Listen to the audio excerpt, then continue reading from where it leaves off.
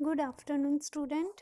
My name is Ramandeep Kaur. ये lecture आपका business ethics and CSR का। आज हम अपने इस लेक्चर में आपका जो सेकंड यूनिट है वो स्टार्ट करने जा रहे हैं।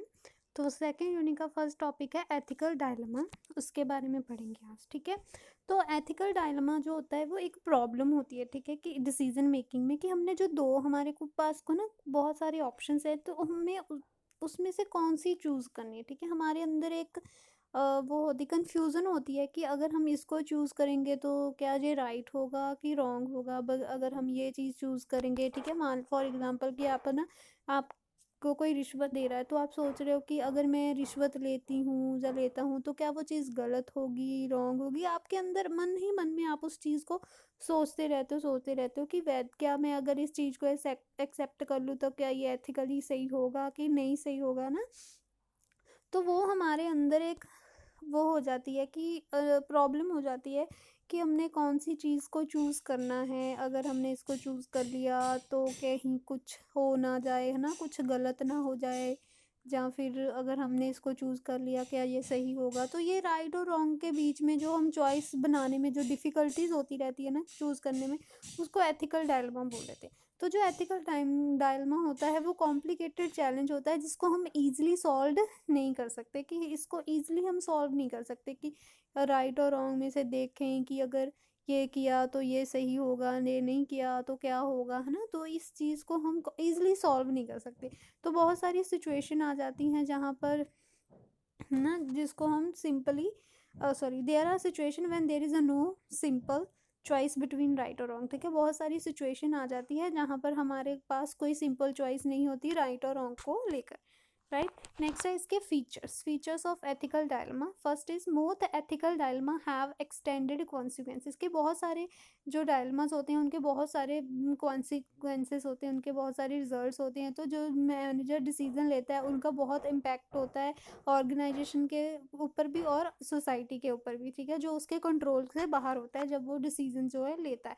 फॉर एग्जाम्पल ब्राइब्स की, है ना, रिश्वत। अगर आपको कोई रिश्वत, आप किसी से रिश्वत देकर काम कराते हो तो हो कई आप ये भी सोचते हो कि कहीं आपको ही ना उसकी आदत पड़ जाए, कि आपको अगर आप आज किसी को आप रिश्वत दे रहे हो तो कल आपको आदत ना पड़ जाए कि आप किसी से रिश्वत ले भी सकते हो ना।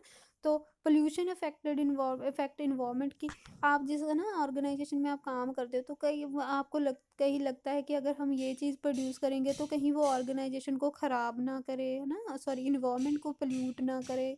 या फिर तो ये सही होगा। फिर कई कई बार आप ये सोच लगते हो इन्वायरमेंट को हमने तो ऐसे ही काम करना है, इन्वायरमेंट को जो मर्जी हो ना। आप ये चीज़ें होती हैं कि आप सोचते रहते हो कि कौन सी चीज़ चूज़ करें, कि हम ऑर्गेनाइजेशन में ऐसे सोचे कि हम ऑर्गेनाइजेशन में काम करें जैसे मर्जी करें ना, इन्वायरमेंट को कुछ हो ही जाए। या फिर ये चीज़ सोचे कि अगर हम ऐसे काम करेंगे तो उससे इन्वायरमेंट जो है वो पोल्यूट होगा। राइट, कि अगर हम अनसेफ प्रोडक्ट बनाएंगे तो उससे क्या होगा कि अगर हमारी हेल्थ, वो चीज़ हमने भी तो बाहर जाकर वही चीज़ खानी भी है ना, लेनी भी है वही चीज़। तो ये चीज़ें होती हैं। ठीक है, तो most ethical dilemmas have decisions have multiple alternatives and have to be considered. ठीक है, बहुत सारे जो एथिकल डायलेमास होते हैं उनके बहुत सारे अल्टरनेटिव्स होते हैं और उनको कंसीडर करना ज़रूरी होता है। तो शुड अ मैनेजर पे अ ब्राइब, कि मैनेजर को ब्राइब देना चाहिए कि नहीं देना चाहिए। Should a factory pollute air और नॉट, कि फैक्ट्री को एयर को पोल्यूट करना चाहिए कि नहीं करना चाहिए, है ना, कि वो ऐसा होता है। ठीक है, नेक्स्ट जो डिसीजन जो होते हैं वो मिक्स, उनकी आउटकम जो होती है वो मिक्स्ड होती है। और नेक्स्ट है अनसर्टन कॉन्सिक्वेंसेज। जो डिसीजन होते हैं उनके कॉन्सिक्वेंसेज होते हैं वो अनसर्टन होते हैं, उनको सर्टन नहीं किया जा सकता कि यही इसका रिजल्ट आएगा। अगर हम ये चीज़ चूज़ कर लेते हैं तो इसका रिजल्ट फ्यूचर में यही आएगा। वो चीज़ अनसर्टन है, उसको हम सर्टन नहीं कर सकते। ठीक है, हम कुछ नहीं कह सकते कि अगर हम ये चूज़ करते हैं तो उसका रिजल्ट क्या होगा फ्यूचर में। ठीक है पर्सनल इम्प्लीकेशन। कई बार क्या होता है कि एथिकल डायलेमा जो है वो पर्सनल इम्प्लीकेशन से भी इफेक्ट होता है। कई बार फॉर एग्जांपल कि मैनेजर सोच लेते हैं कि सॉरी जो एम्प्लॉय है वो यहाँ वो काम करे, वो सोच लेते हैं कि अगर वो ऑर्गेनाइजेशन के हिसाब से काम नहीं करेंगे तो इन फ्यूचर उनकी जॉब सिक्योर नहीं है। कहीं, है ना, कि अगर वो ये सोचते रहें कि अगर हमने हमने सेफ प्रोडक्ट बनाने, तो क्या क्या पता कि जो मैनेजर्स हैं उनको उनकी जॉब से ही निकाल देना।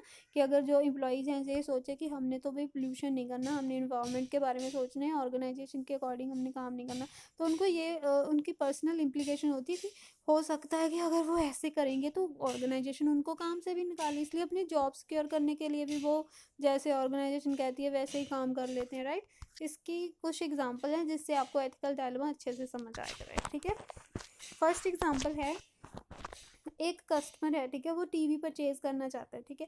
उस वो सेल्समैन के पास गया, तो उसने सेल्समैन को जाकर कहा कि मुझे टीवी परचेज करना है ना, तो उस सेल्समैन ने उसको उसका फीचर प्राइस बता दिया, ठीक है। तो जो कस्टमर है उसको प्राइस बहुत हाई लगा ना, उसने सेल्समैन से कहा कि मुझको प्राइस हाई लगता है, मैं इतने का नहीं लूँगा ना। तो जो सेल्समैन है उसको पता है कि कस्टमर जो है वो ये टीवी जो है वो किसी भी कॉम्पिटिटर से चीप रेट पर भी ले लेगा, है ना।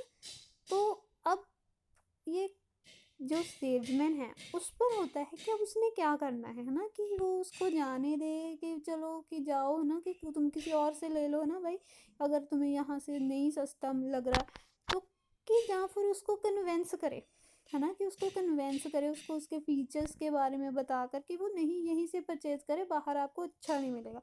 तो ये मैनेजर, तो जो सेल्स मैनेजर सेल्स पर्सन है वो कंफ्यूज हो गया कि मैं कौन क्या चीज़ करूँ, इसको जाने दूँ किसी और के पास कि इसको कन्वेंस कर रखूँ, ठीक है। नेक्स्ट एग्जांपल है कि एक सुपरवाइज़र था, ठीक है, सुपरवाइज़र है, उसने अपने सुपीरियर, जो उसका सुपीरियर है ना, उसको इन्फॉर्म्ड किया कि जो उसका एम्प्लॉई एक्स है, ठीक है, जो एम्प्लॉई एक्स है उसको रिंट्रेंच कर देगा, मीन्स के काम से निकाल देगा। और उसने सुपरवाइज़र को कहा कि तुमने किसी और को ऑर्गेनाइजेशन में अभी तक ये बात नहीं बतानी, किसी को भी नहीं बतानी। तो एक्स जो जो एम्प्लॉई होता है एक्स, ठीक है, एक्स जो एम्प्लॉई है वो सुपरवाइज़र को ये बताता है कि उसने एक न्यू घर परचेज करना है जो ऑर्गेनाइजेशन के नियर हो। तो अब सुपरवाइज़र तो कंफ्यूज हो गया ना कि वो क्या करे। अगर तो वो ना एक्स एम्प्लॉय को बता देता है कि सुपरवाइज़र तो तेरे को निकालने वाला है ना, तो वो उसका अपने सुपरवाइज़र का ट्रस्ट तोड़ देगा। पर अगर वो उसको नहीं बताता, अपने एम्प्लॉय को नहीं बताता, तो एम्प्लॉय को, है ना, एम्प्लॉय बेचारा घर भी पास में लेगा तो उसको पता भी है इसकी जॉब भी चले जाएगी, है ना। तो ये घर पर भी इतना खर्चा करेगा और घर के खर्चा करने के बाद इसकी जॉब भी चली गई। तो ये जो है वो जो एम्प्लॉय जो सुपीरियर है वो फंस गया बेचारा, कि वो ना तो अपने सुपरवाइज़र का ट्रस्ट तोड़ सकता है और ना ही उस बेचारे को बता सकता है दूसरे एम्प्लॉय को कि तेरी तो जॉब जाने वाली है, तू घर पर क्यों खर्चा करेगा, है ना। तो ये है एथिकल डायलेमा, जब हम चॉइसेस हमारे पास होती हैं हम हमें कंफ्यूज हो जाते हैं कि अब हम ये चीज़ करें कि ना करें, कि कौन सी चीज़, अगर हम ये चीज़ करेंगे क्या ये चीज़ राइट होगी, क्या चीज़ रॉन्ग होगी, ठीक है, कि हमने चॉइसेस लेनी है, बनानी है, कंफ्यूज हो जाते हैं, ठीक है। तो होप आपको ये लेक्चर समझ आ गया होगा। अगर आपको फिर भी कोई प्रॉब्लम होगी तो आप मुझसे कांटेक्ट करके पूछ लेना। Thank you class.